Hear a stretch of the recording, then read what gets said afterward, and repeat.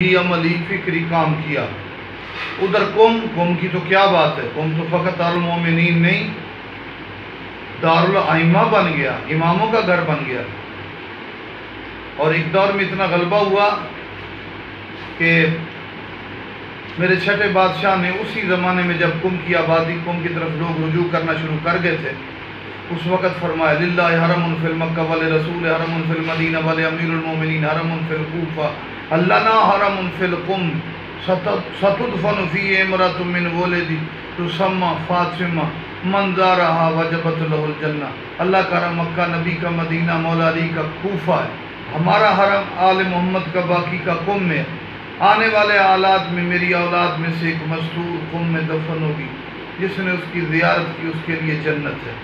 تو قم کا مرکز عالمی سطح پر بڑا، پہلے شیعہ آبادی تو تھی، تو 70,000 محدثین کی وجہ سے نہیں، امام زادگان کی وجہ سے نہیں، علماء اور فقہاء کی وجہ سے نہیں، مرکز شیعت کا تھا، عالمی بڑا مرکز بنا۔ معصوم ہے قم کی مقدس قبر اور بی بی کے ذریعہ تھر کی وجہ سے کہ بی بی کی ذریعہ پر منصب عظماء مرجعیت پر فائز بزرگ ترین فقہاء بی بی کی خیرات کے محتاج ہیں۔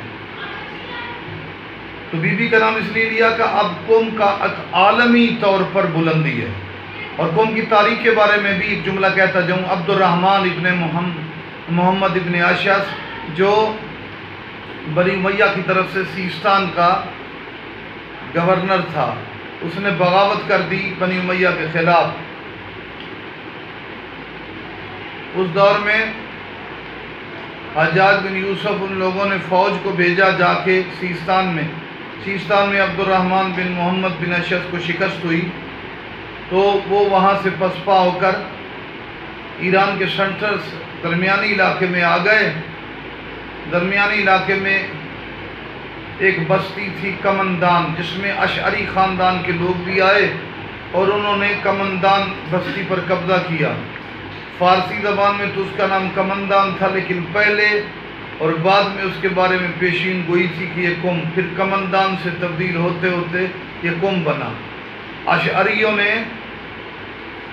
اس میں پہلی آباد کاری عرب کی طرف سے شیعہ کی، پھر علاقے کے لوگ بھی شیعہ ہوئے، نیشہ پور۔ رفتہ